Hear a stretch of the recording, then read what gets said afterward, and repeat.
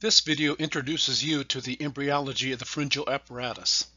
The pharyngeal apparatus consists of a series of pharyngeal arches, grooves, pouches, and membranes that play an important role in the formation of face and neck structures. This is a list of the learning objectives that should guide your study and understanding of the topics discussed in this video. Before embarking on this topic, you should be aware that the neck is a common site for masses of one kind or another, identified in these images by asterisks.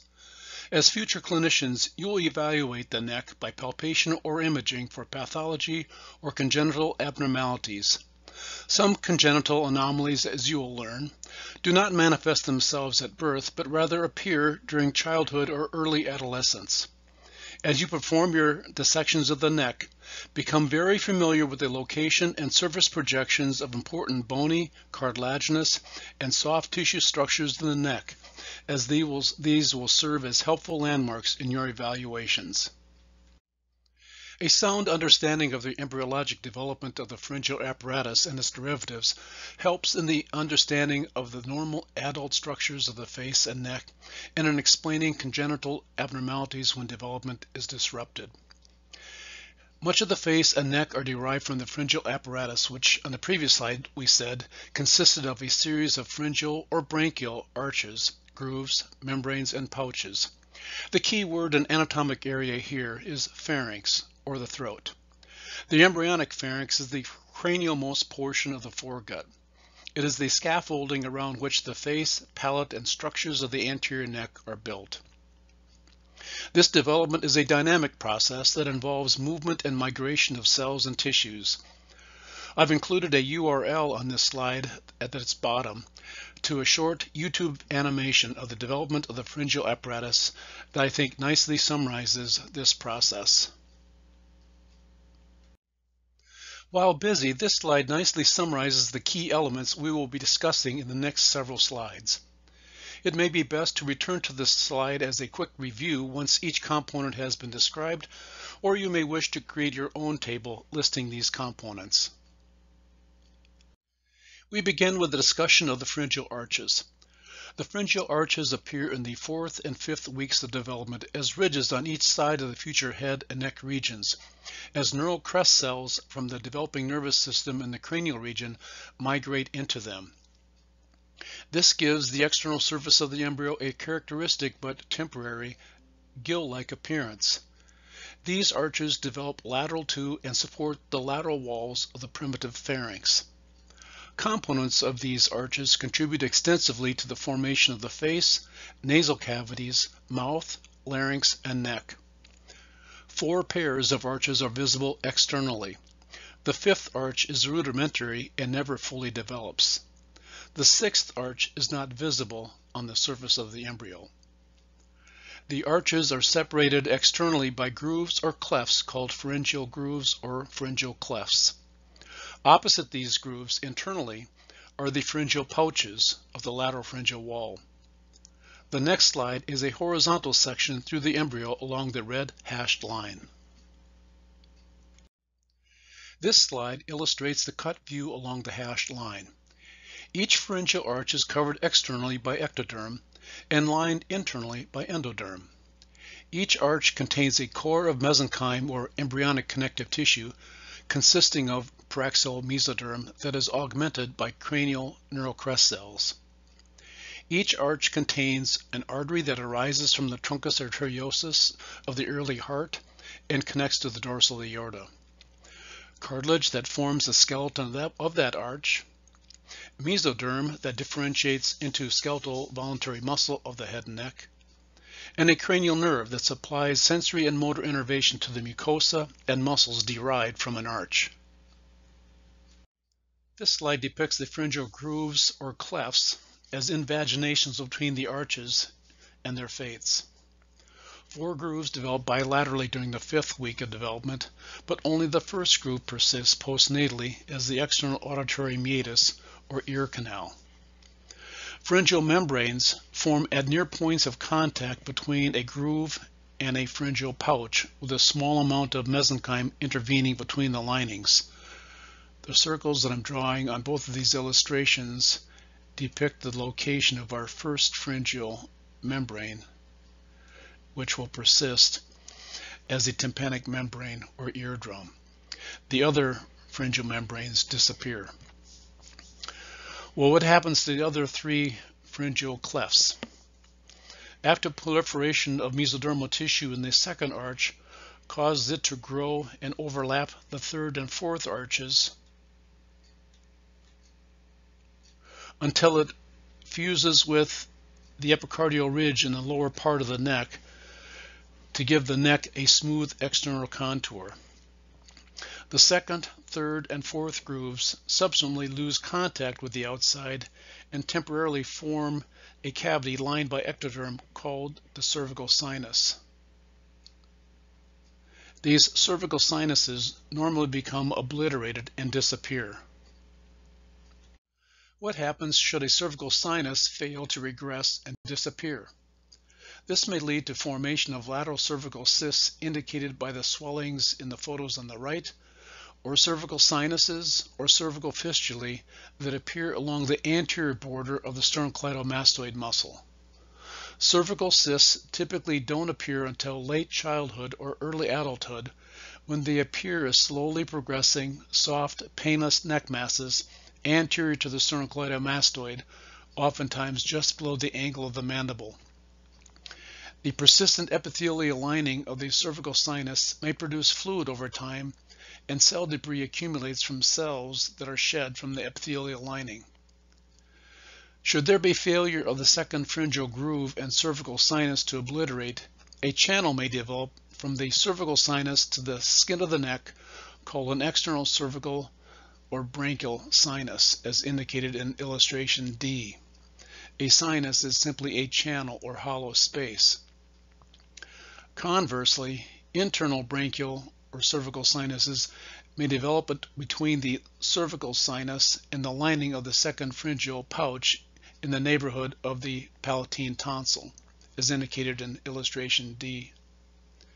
Cervical fistulae may form as a channel or tract opened internally at the site of the palatine tonsil and externally in the side of the neck, as indicated in illustration E, due to persistence of the second pharyngeal groove and second pharyngeal pouch. A fistula is an abnormal passage from one epithelial surface to another epithelial surface. Here, mucus secretions may be discharged onto the skin surface. Let us now turn our attention to the pharyngeal pouches and structures derived from them. These are listed in the lower left-hand portion of this slide. There are 4 pairs of pharyngeal pouches. These are endodermally lined outpouchings of the lateral walls of the primitive pharynx. The first pharyngeal pouch elongates and its distal end enlarges to form the primitive tympanic cavity or middle ear cavity. Its proximal part connects the middle ear cavity to what will be the future nasopharynx and becomes our auditory tube, also known as the eustachian tube or the pharyngotympanic tube. The second pharyngeal pouch is involved in the formation of the palatine tonsils and forms the surface epithelium overlying them. The third pharyngeal pouch expands into adjacent mesenchyme and develops so-called dorsal and ventral wings. The epithelium of the dorsal wing develops and becomes the inferior parathyroid gland. The epithelium of the ventral wing develops into one of the lobes of the thymus gland. Eventually, both primordia lose their connection with the pharyngeal wall, and the thymus then migrates towards the superior mediastinum in a caudal and medial direction, pulling the inferior parathyroid tissue with it. The parathyroid tissue finally comes to rest normally on the posterior surface of the thyroid gland and form the inferior parathyroid glands. The epithelium of the fourth pharyngeal pouch also expands into adjacent mesenchyme and develops dorsal and ventral wings. The epithelium of the dorsal wing develops into the superior parathyroid gland. When the parathyroid tissue loses its contact with the wall of the pharynx, it attaches itself to the caudally migrating thyroid gland and takes its final position on the posterior surface of the upper lobes and becomes the superior parathyroid glands. Note their switch in position as they migrate. The parathyroid glands produce parathyroid hormone, an important hormone that acts on osteoclasts to increase resorption of bone and hence increases serum calcium levels. The ventral part of the fourth pharyngeal pouch develops into the ultimobranchial or ultimopharyngeal body. This also fuses with the migrating thyroid gland. Its cells become disseminated within the thyroid gland and give rise to the parafollicular cells of this gland. These cells produce calcitonin, a calcium-regulating hormone that decreases blood calcium levels. For this reason, they are also known as the C cells of the thyroid. We now move on to describe the hard tissue elements within each arch and their derivatives. These are indicated by different colors as shown in the illustration below. Skeletal structures arise from neural crest cells. The first pharyngeal arch is often referred to as the mandibular arch and is involved in the formation of the upper and lower jaws. It consists of two paired processes or prominences called the maxillary and mandibular processes. These border on the primitive mouth, also known as the stomodeum. The maxillary processes give rise to the maxilla, the zygomatic bone, and the squamous part of the temporal bone. The mandibular processes contain a bar of cartilage known as Meckel's cartilage that is closely related to the developing ear. The dorsal part of this cartilage will develop into two of the three middle ear ossicles, namely the malleus and the incus. The middle part of this cartilage regresses and its perichondrium persists as the anterior ligament of the malleus and the sphenomandibular ligament. The ventral part of this cartilage forms the primordium of the mandible, around which the bone of the mandible grows via intramembranous ossification. We will return to the mandibular arch at a later point when we discuss the development of the face. The second pharyngeal arch is also named and is called the hyoid arch. It contains a bar of cartilage as well, known as Reichert's cartilage, that is closely related to the developing ear. The dorsal part of this cartilage ossifies to form the third ossicle, the stapes, and the styloid process of the temporal bone. The ventral part of the cartilage ossifies to form the lesser horn and the superior half of the body of the hyoid bone. The intervening segment of cartilage regresses, and its perichondrium persists as the stylohyoid ligament. The cartilage of the third and fourth arches are unnamed. The cartilage of the third pharyngeal arch is located on the ventral part of the arch and ossifies to form the greater horn and lower half of the body of the hyoid. The cartilages of the fourth and sixth arches fuse to form the cartilages of the larynx except for the epiglottis. The epiglottis, as we will see shortly, arises from the mesenchyme in the hypopharyngeal eminence, a swelling on the ventral surface of the pharynx that is derived from the third and fourth arches. We wrap up our discussion of the derivatives of the pharyngeal arches by listing the skeletal muscles that arise from the paraxial mesoderm within these arches and the cranial nerve that provides motor innervation to them. Because of the unique origin of these muscles, you may hear or see reference to a special kind of functional fiber type within these cranial nerves known as SVE or special visceral efferent fibers. Beginning with pharyngeal arch 1, the mesoderm of this arch forms the muscles of mastication, of which there are four pairs: masseter, temporalis, medial pterygoid, and lateral pterygoid. In addition, the mesoderm of this arch gives rise to the mylohyoid, anterior biliodigastric, and the two tensor muscles, tensor veli palatini and tensor tympani. The cranial nerve of this arch is the mandibular division of the trigeminal nerve, or the third division of the trigeminal nerve, often referred to as V3, and it is this division only that contains motor fibers. The first and second divisions of the trigeminal nerve are sensory only. The mesoderm of arch 2 gives rise to the muscles of facial expression, of which there are many. They are not listed, however, on this slide. You'll learn those in lecture and in your dissections. The mesoderm of this arch gives rise also to the stylohyoid, posterior biliary digastric, and the stapedius muscles. The cranial nerve of this arch is the facial nerve, or cranial nerve 7. Arch 3 mesoderm gives rise to only one muscle, the stylopharyngeus muscle, which is a muscle of the pharyngeal wall. It is innervated by the cranial nerve of this arch, the glossopharyngeal nerve, or cranial nerve 9. Arch 4.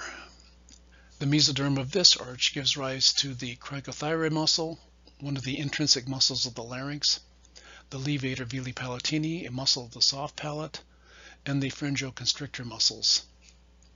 These muscles are innervated by the vagus nerve.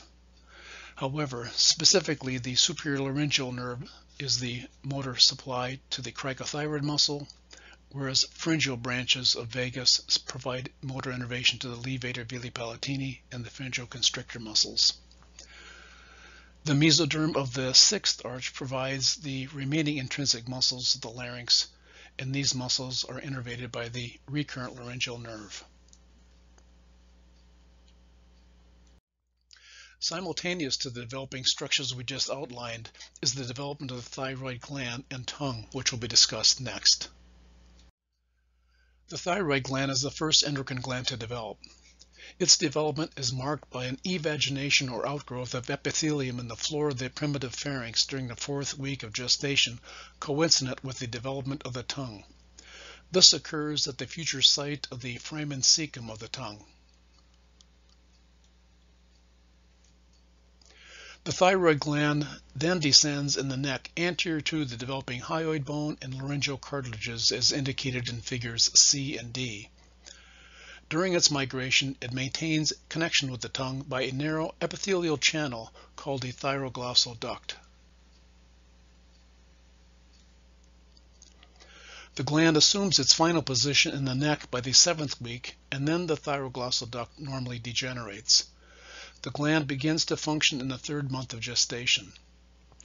A pyramidal lobe occurs in a significant portion of the population and represents an upward projection of glandular tissue from the isthmus. The pyramidal lobe represents a persistent lower portion of the thyroglossal duct. Look for the presence of a pyramidal lobe in your dissection of the thyroid in the lab. Because of the dynamic elements of its development, thyroid malformations may occur and present as masses in the oral cavity or swellings in the midline of the neck. This is important diagnostically. Recall that cervical cysts and sinuses present in the neck laterally in relationship to the sternocleidomastoid muscle. Thyroglossal duct cysts may develop from remnants of the duct anywhere along the course taken during embryonic descent of the gland. They usually lie just inferior to the hyoid bone. These cysts are generally painless and asymptomatic unless infected. They progressively enlarge during childhood or early adolescence and are mobile. They will elevate in the midline when the patient is asked to protrude their tongue. The cysts are lined by epithelium remnants of the duct and consist of fluid and desquamated cells. Thyroglossal duct sinuses, as indicated by the magenta arrow in the lower photo, may open in the midline of the neck anterior to the thyroid cartilage as a consequence of perforation of the skin following an infection of a cyst, in which case mucous fluid is expressed onto the skin surface. Thyroid tissue that fails to migrate into the neck may appear in the tongue as ectopic thyroid tissue. This is referred to as a lingothyroid. Biopsy of this mass would demonstrate normal appearing thyroid follicles as indicated in the histological slide in the upper right portion of this slide. The photos on the lower part of the slide show examples of ectopic thyroid tissue resulting from incomplete descent. A midline mass appears in a 12-year-old girl who presented with a lump high in the midline of her neck. An ultrasound showed a solid mass. When imaged by nuclear medicine as a thyroid scan, no isotope uptake was shown in the usual thyroid area, but active radionuclide uptake was indicated by the mass, indicated by the arrow.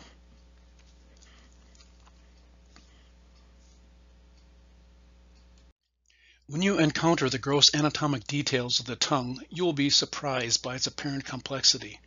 This is due to its rather complex embryologic development. Once you understand it, the gross anatomy makes sense. The next few slides present the essential details of this process. The tongue begins to develop during the 4th week from mesenchyme in the floor of the primitive pharynx. In the illustration, you are looking down on the floor of the pharynx. The mucosal surfaces of the tongue are derived from the 1st, 3rd, and 4th pharyngeal arches. The tongue musculature is derived from myoblasts migrating from occipital somites accompanied by the hypoglossal nerve. This nerve is the principal motor supply to the musculature of the tongue.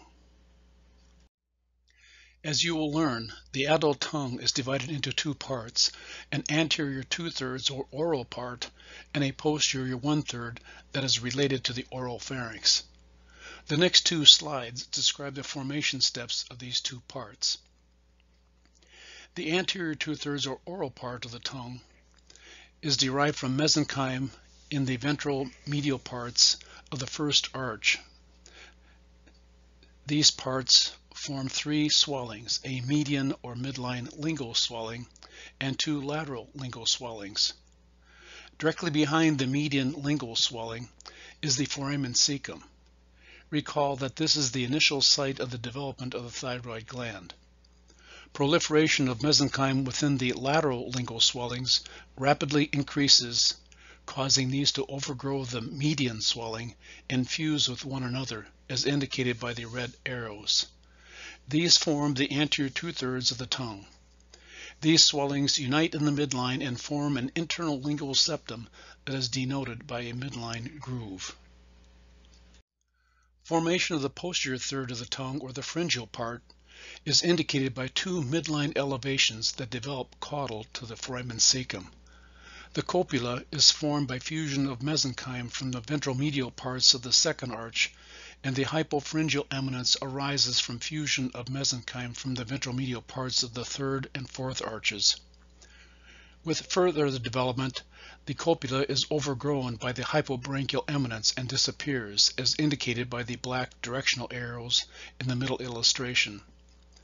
The posterior 1/3 of the tongue is thus formed by the cranial portion of the hypopharyngeal eminence.